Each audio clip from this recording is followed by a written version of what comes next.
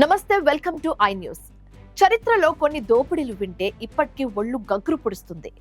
Mughals వైభవానికి నిదర్శనమైన నెమలి సింహాసనం, లక్షల కోట్ల విలువైన ఆ సంపద ఇప్పుడు ఎక్కడుంది?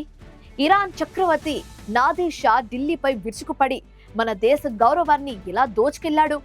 షాజహాన్ నిర్మించిన ఆ అపరూప సింహాసనం వెనుకున్న రక్తపాత చరిత్ర ఏంటి? మన స్పెషల్ రిపోర్ట్ లో ఈ హిస్టారికల్ లూట్ గురించి ఓసారి చూద్దాం. 1739వ సంవత్సరం, అది ఢిల్లీ చరిత్రలోనే ఒక బ్లాక్ చాప్టర్. ఇరాన్ పాలకుడు నాదిర్ షా తన పర్షియన్ ఆర్మీతో భారత్ పై విరుచుకుపడ్డాడు. మొఘల్ చక్రవర్తి మొహమ్మద్ షా సైన్యాన్ని కర్నాల్ యుద్ధంలో మట్టి కరిపించి నాదిర్ షా నేరుగా ఢిల్లీ ఎర్రకోటలోకి ఎంటర్ అయ్యాడు. కానీ అక్కడ ఆయన కన్ను పడింది దేని మీదో తెలుసా? మొఘల్ సామ్రాజ్యానికే తలమానికమైన పికాక్ థ్రోన్ మీద. షానవాజ్ ప్రకారం ఈ నెమలి సింహాసాన్ని షాజహాన్ అత్యద్భుతంగా నిర్మించారు. వేల కిలోల బంగారం, అత్యంత విలువైన వజ్రాలు, వైడూర్యాలు, పచ్చలు, ఇలా ప్రపంచంలోనే ఖరీదైన రత్నాలన్నీ ఆ సింహాసనంలోనే ఉండేవి. అయితే ఈ లెజెండరీ థ్రోన్ విలువ అప్పట్లోనే కొన్ని కోట్ల రూపాయలు.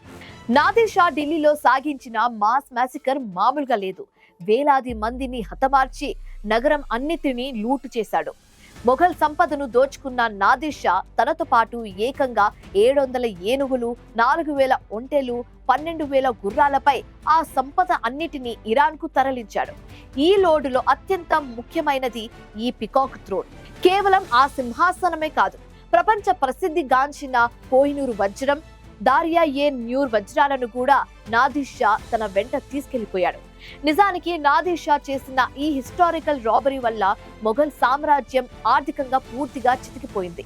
అయితే విషాదం ఏంటంటే నాదిర్ షా ఇరాన్ కు వెళ్లిన కొన్నేళ్లకే అతనిపై కుట్ర జరిగి హత్యకు గురయ్యాడు. ఆ సమయంలో ఆ అపురూపమైన నెమలి సింహాసనం ముక్కలు ముక్కలుగా విడదీయబడింది.